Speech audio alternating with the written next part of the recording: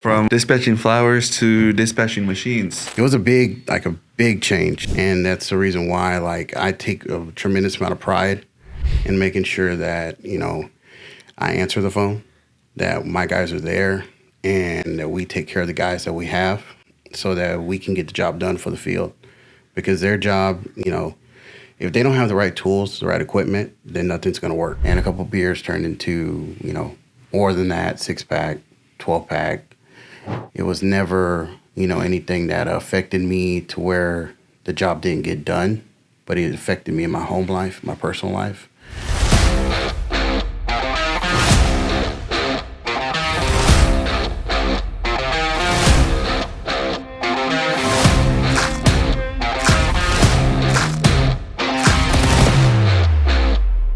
Matthew. So from dispatching flowers to dispatching machines, it's kind of what you do here, right, at Moss? Yeah, I take care of the whole fleet when it comes to heavy haul, aggregates, things like that. We have, in total, 2 lowboys, heavy haul RGNs. We have 2 aggregate end dumps, 1 super tandem, and a variety of other vehicles that we use and utilize. The biggest thing is, it started in flowers. I started out at a small company in Dallas and went from, let's say, 1,000 deliveries on Valentine's Day to move into, I guess we'd say we went from 1,000 deliveries to just maybe 5 deliveries, 6 deliveries in a day. But it went from $25,000 in product to sometimes multi-million dollars. Mm-hmm. It was a big change. What was it? I came on to Moss in 2022. So it was a big change whenever I came on. I was able to meet Garrett at a function and got to kind of just talk to him for a little while. And once we talked, we got to know each other a little bit. He kind of gave my name to the transportation manager at the time. Yeah. And when I talked to him, we went through the phase. We did a working interview, things like that. And I came on. And when I came on in 2022 in March, it was a big change, huge. I went from kind of being bored at the job that I was in and being able to do it kind of just every day with my eyes closed, mm-hmm. to not knowing what I was going to run into the next moment. And that was kind of a big change in life. So you ran into a little bit more obstacles coming on. Yeah. Yeah. So you said dispatching flowers, right? So how long were you there for? I was there going on 10 years. 10 years? Yeah. It was about to be 10 years coming up the next year. We had a lot of things change over time just in that company. Yeah. And I was kind of looking to get out, and it kind of the way God wanted it. When I was at my last company, and that was one of the big reasons why I got out and I was open to the opportunity to move to Moss, was that when I was there, I did struggle with some depression. I struggled with just complacency. And when I say, I could do the job with my eyes closed, it's because, I was bored. And I think in the how fast-paced our company moves, and our industry moves, you can't get bored. And I think with the complacency that I had there and that I could do the job so easily, a bad habit formed into an addiction, an alcohol addiction. And with alcohol, for me, it was, hey, we're gonna stop by and buy a couple beers, and a couple beers turned into, more than that, 6-pack, 12-pack. And then it was, let's get the cheapest stuff that's going to get us the most to the highest point. Mm-hmm. But there was a time where it was a struggle, and then it was a really big struggle. I know there's a lot of people here at the company who've had my back, especially when it came to that, when I got clean and sober. It was never, anything that affected me to where the job didn't get done, but it affected me in my home life, my personal life. And I've always looked at people through a different lens of, I don't know what's going on with people in their home lives. You only know somebody for what you see at work and, what they tell you about. For me, it wasn't, anything really like deep. It was a bad habit. And a bad habit turned real bad. I was able to get past it. Spent a week, sobering up. That was a really hard week. Came back after, I think it was about 2 weeks when I came back, close to it. And I've been alcohol-free since. So since... It's been like 2 years now. Almost 2 years. So this Thanksgiving, around the 27th of November, it'll be 2 years. Alcohol-free completely. Went cold turkey. Turkey. It's that day I went to the hospital. Yeah. The night before was the last time I drank. And it's been cold turkey since then.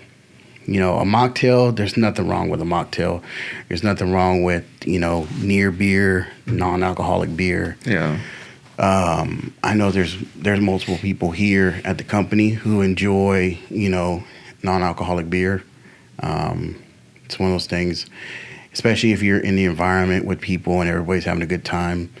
Sometimes when you're around everyone, you do want to feel like you kind of fit into the crowd. You don't want anybody to look at you differently. So you kind of say, hey, you got any non-alcoholic, beverages or anything like that? Or can you make me a virgin margarita? Yeah. I know at our Rough Creek Lodge outing, now there, they made a really good virgin margarita. It was really good. I was like, whoa, I was like, this is... Are you sure? This is kind of taking me back here. But...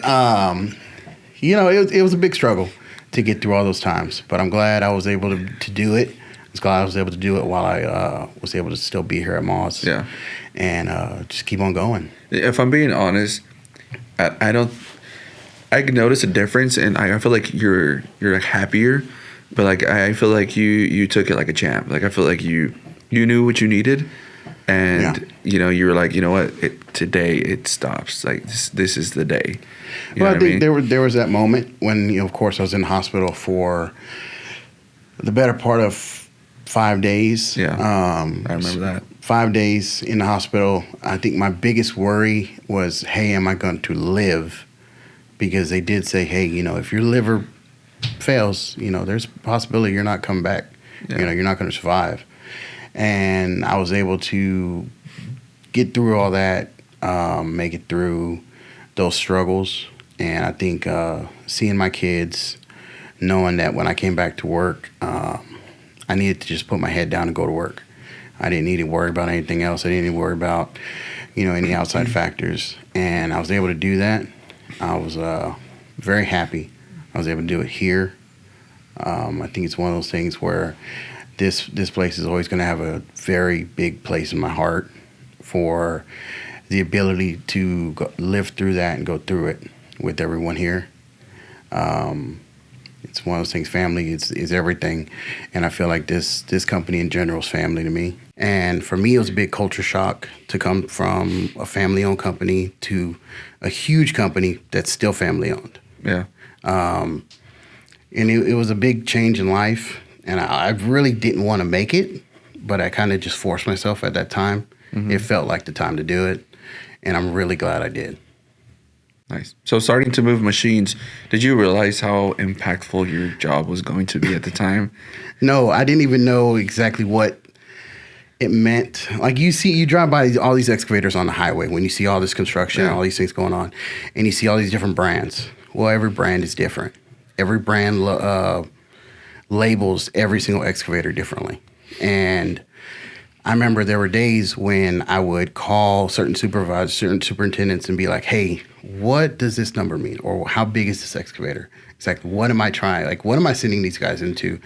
And for a long time, it was kind of like a running joke, like, hey, is Matthew going to make it to the right job? Are these guys going to show up to the right job with the right machine? That's how you know you were doing construction. Yeah. And, it was one of those things. It was a running joke for a little while, and I think it still is sometimes around the office. Like, hey, is Matthew going to get it to the right place? I don't think we've had a mistake like that happen in a while. But there was a few of those that happened in the very beginning just because it was so different. But in our line of work, especially in the transportation department, we can't have those mistakes. Yeah, we joke about them, but we can't have them. Yeah. It's something that where, if something goes to the wrong job, it can be very impactful on just the day-to-day process of what's going on out there in the field. So you quickly realized your impact, moving a machine from point A to point B, right? Yeah. And what machine to move from point A to point B. Yeah. And who, what superintendent you're going to piss off from moving the machine from point A to point B. Because I when I first started on, I just remember I was with Giovanni, and, it was, one of my first weeks. I got, put with Giovanni, just kind of like shadow him and see kind of what his operations were and how he, the crews ran and how he ran his crews. And he picks up the phone. He was like, "Hey, Matthew, I got a 911." And I was like, "A 911?" I was like, "What the hell does that mean?" Yeah. And he just, he was like, "Hey, it's somewhat urgent. I need you to move this machine." And so I'm sure you get those 911s pretty often, Yeah, we get them when they come. You hate to hear the those three numbers used in sequence, but it's going to happen. Yeah. There's going to be things out there. I know in McKinney we just had one happen not too far back. A tree fell and it hit I guess you could say a suspended water system or whatever was going on over there. Yeah. And see, I'm not in the field, so I don't exactly know the terminology for what they have going on. Now, if you ask me what's going on in the trailer, I could tell you. Yeah. But it was one of those things. It was like, hey, we need to get a truck out here now. We got to get equipment out here today. It doesn't matter what else is going on.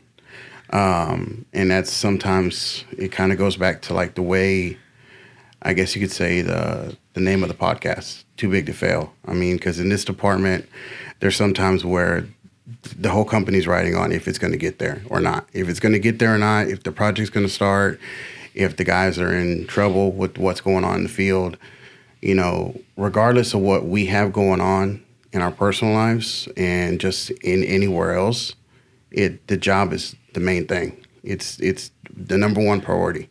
And that's the reason why, like, I take a tremendous amount of pride in making sure that, I answer the phone, that my guys are there, and that we take care of the guys that we have so that we can get the job done for the field. Because their job, if they don't have the right tools, the right equipment, then nothing's going to work and nothing's going to happen. Yeah, you always hear that the guys are the ones that do the work, right? Yeah. But to be able to do the work, to Dave's point, to be able to do the work, you need to have the machines to do the work, right? So, and the right machine, right? I think we, had one of my safety guys go out to Sulphur Springs, and they were going to be crossing under a overhead utility line, right? Mm-hmm. And so I think the excavator that was sent out there was a big excavator, and they're like, "Look, we're not digging very deep, so can we change it out to a smaller one so that we can have more clearance on that overhead utility line?" And so knowing those factors when it comes to moving machines, it's a big deal. You know what I mean? Yeah, and I mean, just like when you look at the different sizes of excavators, I mean, obviously we have in the fleet, we have some huge. What's the biggest excavator we got? A Cat 395. Yeah, the Cat 395. Once you break it down towards the Cat, I mean, it's a little different than when you break it down towards the Cabelco or a Lincoln Belt. Yeah. But the Caterpillar 395 is the biggest machine that we operate. What about wheel loader? Wheel loader, it's a Hitachi 370. Hitachi 370. And those, I mean, when they get pretty big like that, it takes multiple trucks. Sometimes it takes a lot of coordination. You've got to coordinate multiple trucks. You've got to have guys on site just to help. They've got to help. We've got to guide trucks in. And it's one of those things. It's a big team effort, but there's a lot of coordination that goes into it. And I think our guys are great at their jobs, but we do give them the tools to be great. And I think we always strive to say, hey, what else do you need? What else do you need? Whether it's a height stick or whether it's a new oversized load sign or anything like that, there are things that we have to provide, and there's no hey, we can get by without it. No, we really can't, because if we hit a bridge, if we hit a light, we hit something, God forbid we do any of those things. But if those things happen, it's because we didn't do our job as, the management personnel to make sure that they had everything they needed when they got there or when they were trying to load. And those things, they're inexcusable when those things happen, because they put everybody's life at risk. And we can't,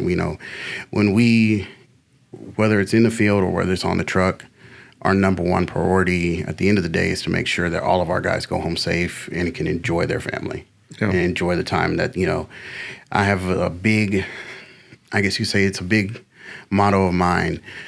You work so hard so you can do the things you enjoy in life. Yeah.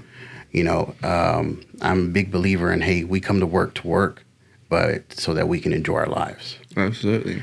And I think it's a big responsibility that we take on ourselves as managers and supervisors to make sure our guys are safe in the field and on the road. Yeah, very well said, Matthew. Very well said. So what you're telling me is, in other words, for you to be able to go watch WWE, you have to make sure you move your machines from point A to point B. Yeah, if I want to, use my leisure time as I feel fit, I've got to make sure everything goes from point A to point B. Yeah, that's awesome, dude. Whether that's, watching WWE or something like that, we've got to make sure everything goes right. Yeah, no, that's what it's all about, right? Is being able to do what you enjoy, right? Because you have 2 kids, right? Yeah. How old are they? I have one 15-year-old who has told her dad that she wants to go to an Ivy League school. And I have a 13-year-old who, he's playing football and everything like that right now. So we got those things going on. Yeah. So you got your family, you got your dreams for them, and man, look up to their dad, to get stuff done and play a vital role at a company, right? Because it really takes someone, like you've said before, to throw things at a wall and make it stick. Right? Yeah. Not everybody can do that. You know what I mean? Yeah. There's plenty of times where you're in the office and things come in late, they come in early, and you're kind of just sitting there racking your brain like, hey, how are we going to get it done? How is it going to make sense for these guys? Because the last thing I want to do in the day is say, hey, you're going to deliver this in Sulphur Springs, but you live in Sanger, Texas. So we've got to go from Sulphur Springs to Sanger at the end of the day after, 4 o'clock in traffic and everything like that. My objective is to get our guys off as close to home as I can so that they can maximize the time that they have with their families and so that, we can be as efficient as possible. Sometimes you can't cater to everyone. You can't take care of, everyone's wants and needs just because that's what the job asks for. The job asks for us to do the job. And if, sometimes I've got to talk to the guys and be like, hey, today I can't take care of you like that, but, next week, later on down the line, I'm going to make sure you get off early, make sure you can get home to your family, make sure you can be at that game, the baseball game for your kids or something like that. Yeah. We try to model ourselves with the culture that we have within the rest of the company, as, family first. When it's a win-win, we all win, things like that. Mm-hmm. Obviously, sometimes there are days when no one wins, but still, we've got to keep going. We've got to keep pushing and keep going. And it's my job to throw things out the wall until they stick. Yeah. Whether that's calling third-party companies to come out and say, hey, I've got a 395 that I can't get today, or I've got a 750 I can't get today. Yeah. Can you guys handle it? We'll take care of the back end of it. Or working with some of our other partners like UPT. I don't know if I'm allowed to say their name. UPT. But, yeah, but yeah, so there's times where we've got to work with them and say, hey, I'm going to take care of you today. I'm going to, make sure you guys can get y'all stuff so we can get our stuff going. Yeah. Because at the same time, we've got to work well with, our vendors and things like that. How many pieces of equipment do you know how many we have? Off the top of your head, or roughly how many pieces of equipment we have? Oh, that might be a question for Hankins to have. No, I think you know. No, it's not that. I don't have that in me. I don't have that number in me. No, I mean, if you think about it, it's what we have, give or take 54 crews. Each crew at least has 2 Two machines, right? Each crew at least is predominantly going to have a mainline machine. They're going to have a backfill machine. They're going to have a wheel loader. If they have everything they need, they're going to have compaction, whether it be a ride-on roller or something like that. They're also going to have water truck. Our punch crews, obviously, we move a lot of stuff for our smaller crews that kind of move around daily. Every now and then, we do got to pick up, their trailer breaks down. My guys got to go out and say, "Hey, we're going to move this small mini today because the punch crew can't do their work." It comes down to, hey, the job's got to get done, whether it's a E35 Bobcat Mini that's got to move today or it's a 395 Caterpillar. I mean, regardless of what it is, we've got to get it done and we've got to get it moved. And I think our guys in the field take pride in that. I know that we have a very high success rate in our department, and I know that they're all very proud of that. Yeah. And the success that we have every day in and day out. Do the foremen call you to sometimes for the machines, or is it mainly superintendents? Foremen do call, but 9 times out of 10, it's the superintendents calling. The superintendents will call, and whether it's, hey, I forgot to request this machine 2 days ago like I was supposed to, or hey, they're doing the right thing and planning it out a week ahead of time. We've still got to take care of them. We've got to take care of everything that is asked of us. Yeah. Sometimes that's just the name of the game, right? It's just taking care of everybody. Taking care of everybody, whether it's a week early or a week late, you got to take care of them. I know some of them will tell me every now and then, be like, "Hey, you take care of everybody else but me." I'm like, sometimes that's the way the cookie crumbles, man. Yeah. Either that or they're playing a game on you where they're telling you, "Why do you take care of him and not me?" Yeah. So every now and then I've got to tell them, "Hey, it's not true. It's not. I take care of you too." But these guys, I mean, at the end of the day, we work well together. And with that comes, the jab here and there. It's one of those things. If no one's talking to you, no one likes you. If everyone's messing with you, you're pretty well liked. So I think I would say I'm pretty well liked. I hope I am. Yeah, I think you are. Yeah, I think you are. There we go. Have you bought any new hammers? No, we're not going down that road today. We're not talking about hammers. You're not talking about hammers? We're not talking about hammers. Okay, we won't talk about hammers. No Thor's hammer today. No Thor's hammers. No, y'all got to edit that out. Make sure that hits the cutting room floor. No, that's good, man. I think your position here at Moss is very important. It's one of those, like what you said, if you can't get what you need, to give the guys out in the field the machines that they need to put the pipe in the ground, it's not going to work. It's not going to work. And, Parker relies on you and the entire team relies on you to make sure that you get the machines from point A to point B. Yeah, it's one of those things we've got to work at it. We've got to do it every day. And like I said, I did tell somebody this. The hardest part of my job is telling people, because obviously sometimes they reach out and we don't have that piece of equipment. Somebody will say, "Hey, I need another mini," and we'll be like, "Well, we don't have an available one." Okay, well, we got to rent one. All right, and part of my job is to go to every single vendor and see who's got the best availability, who's close to the job, and who's actually got what we need that matches the need that we have. And sometimes the hardest part of my job, like I said, is to just have 6 vendors working on it and then have to apologize to 5 of them and say, "Hey, I know you called me back and said you have it, but this guy called me back first. Yeah. So you were a couple minutes too late." Sometimes you just got to do what you got to do. And hey, it gets pretty competitive out there with the way things go. Vendors are always trying to make, they're always calling. They're always saying, "Hey, we got this over here if you need it." Sometimes you got to say, "Hey, we're not looking for that right now. We've got to continue, do you have this?" And sometimes even if I ask them for it, I've got to tell them, "No, well, I asked and now I don't need it." Yeah. Unfortunately. Yeah. That's, I think that's kind of the industry. Yeah. Unfortunately, for lack of better words, but. I think it's industry standard, but it just kind of sucks sometimes.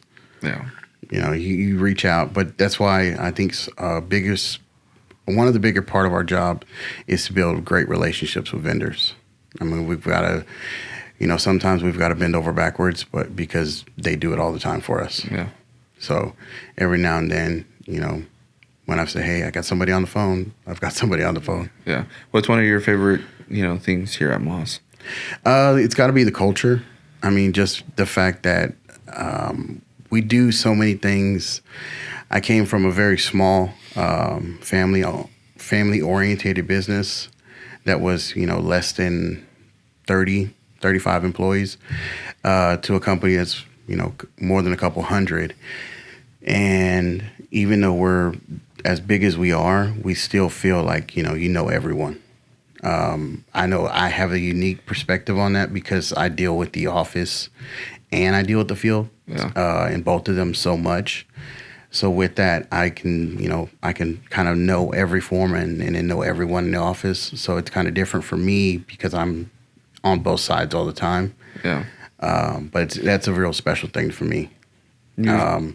I think the thing is that, if once you start to buy into the culture that we have here, it really becomes a way of life.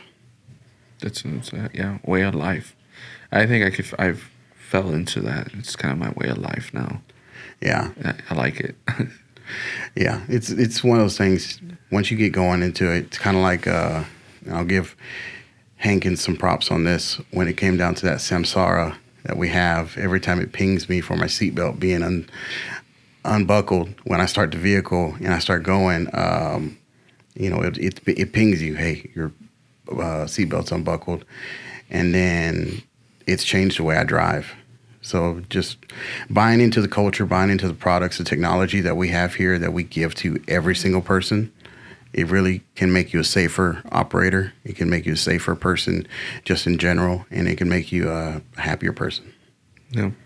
You seem very happy here at Moss. Yeah.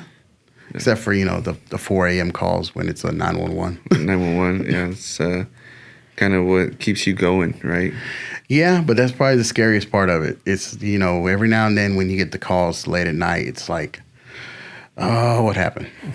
And you try to avoid it, but you try to avoid feeling that way because it's inevitable. But, I mean, I think it's just human nature. Yeah. Do you feel like the foremen know who you are? They know who I am as the guy who doesn't speak Spanish.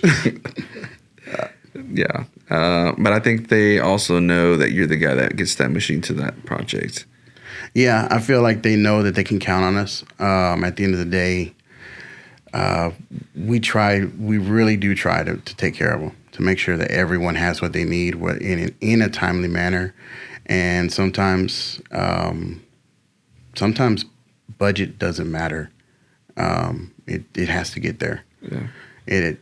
We in the office, and I think in just office culture, you're always looking at the budget. You're always looking at different things on how to save money and how to be, the most productive. And sometimes in the transportation world, it just doesn't matter.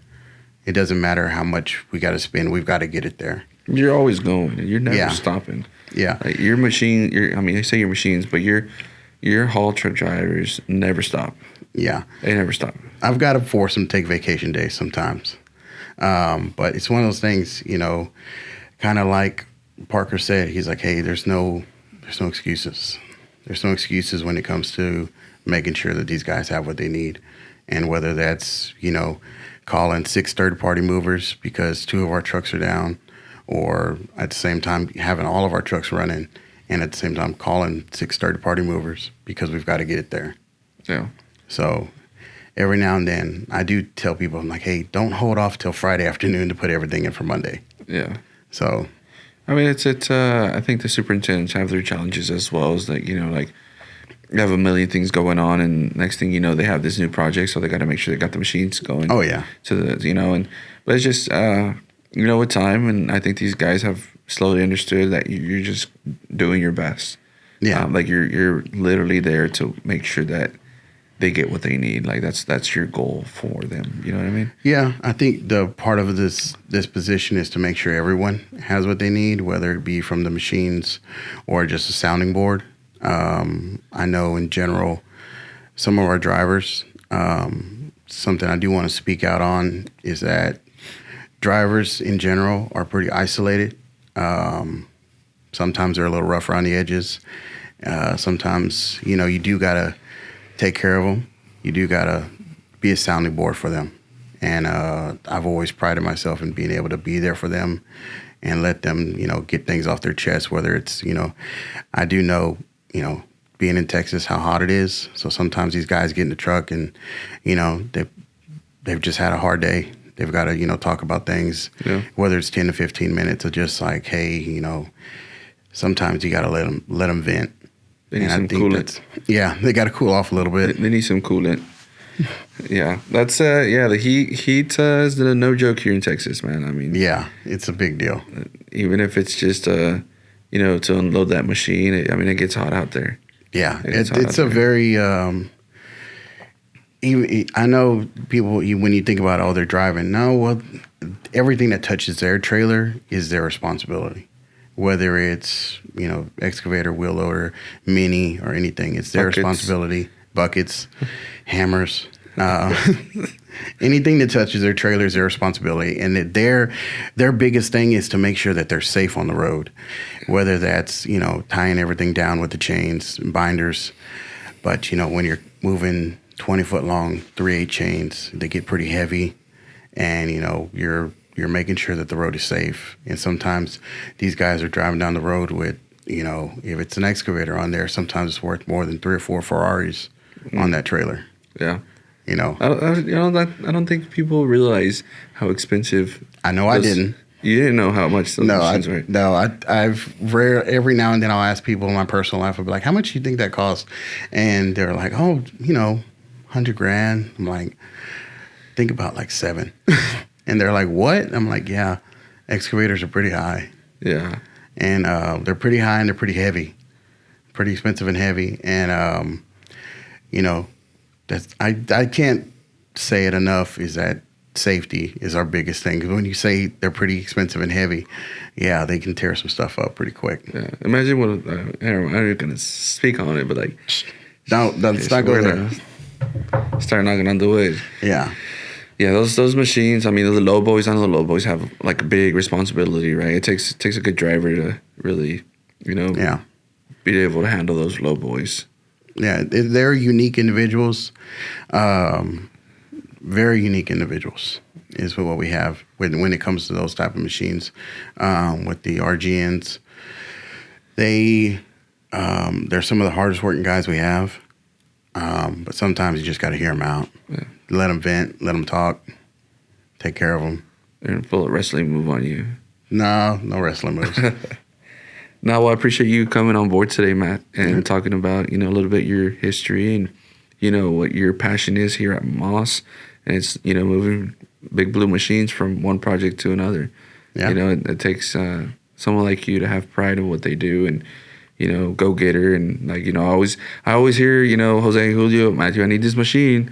And it's, I don't know. I would take, some satisfaction of, like, I got that machine there. Yeah. You asked for it, it's there. Yeah. So don't, it's not my fault that, or whatever, something else happened, right? But you got your machine where you needed it to be, right? It's a big moment of joy when you see a project done. You're like, I didn't put the pipe in the ground, but I made sure they were able to put the pipe in the ground. Yeah. All right. Well, I appreciate you coming on board today, man. I appreciate you having me. Sounds good. Thanks, man.